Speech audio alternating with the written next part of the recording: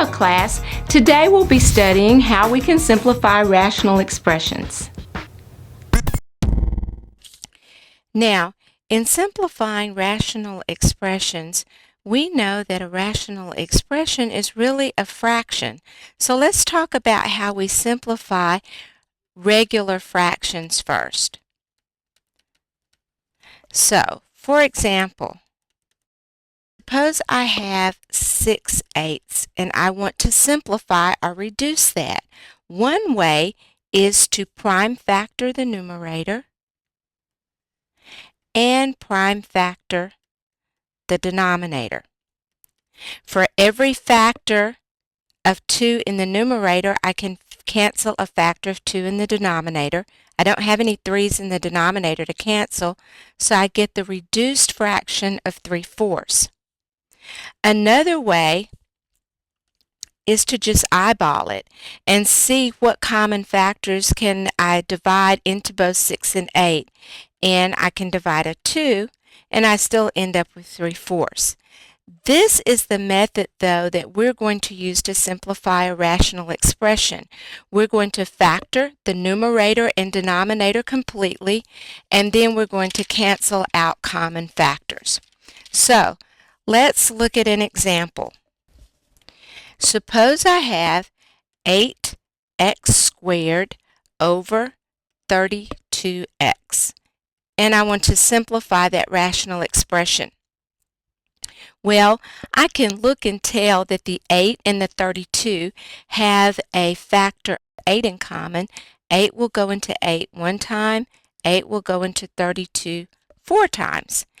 And then between the x and the x squared, x will go into x once, x will go into x squared x times. And I end up with 1 times x over 4 times 1 is 4.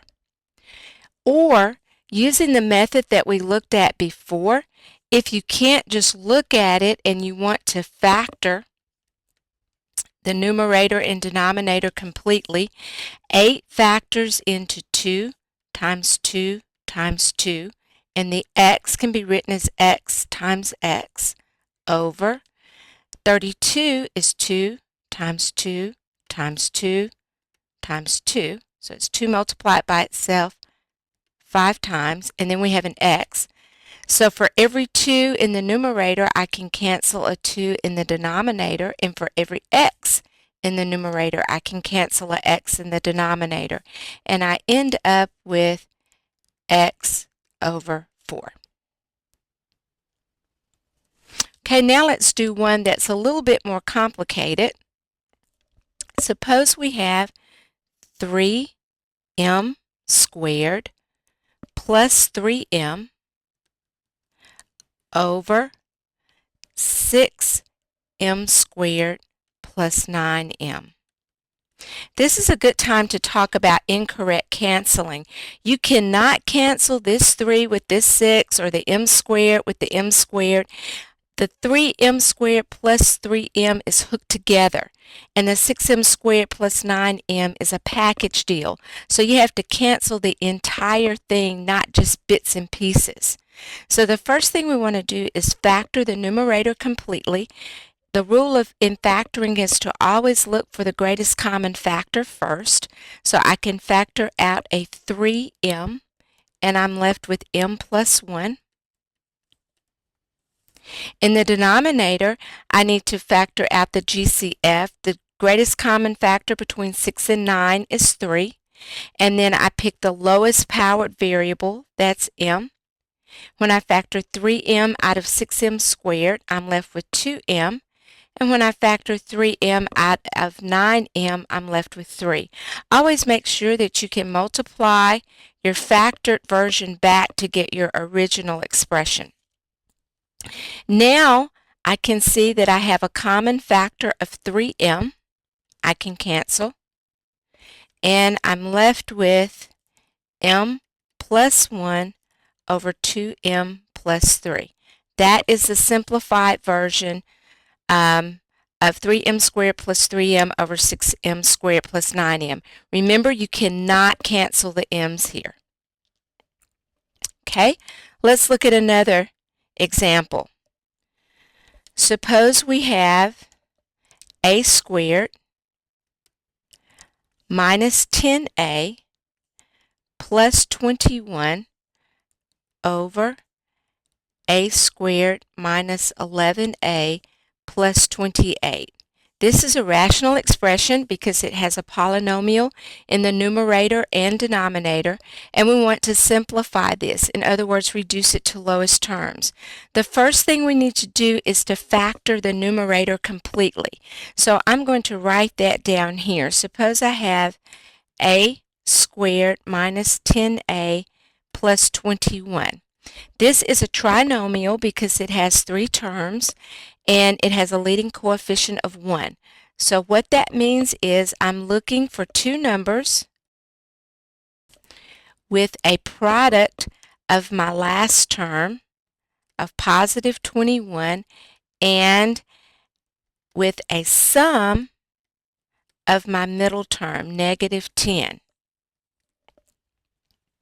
So if you look, you'll find two numbers are negative 3 and negative 7 because negative 3 times negative 7 is positive 21 and negative 3 plus negative 7 is negative 10.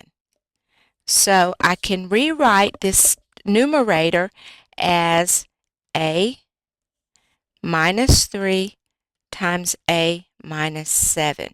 Remember that order does not matter when you're multiplying.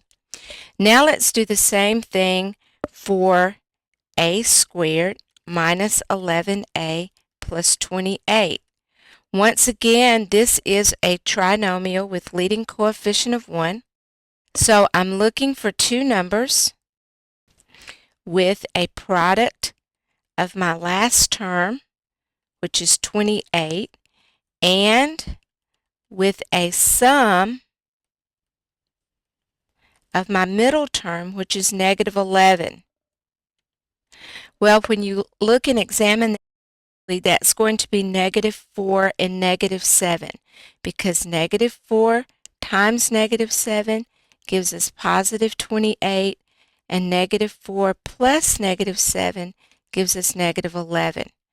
So I can see that my denominator factors into a minus 4 times a minus 7.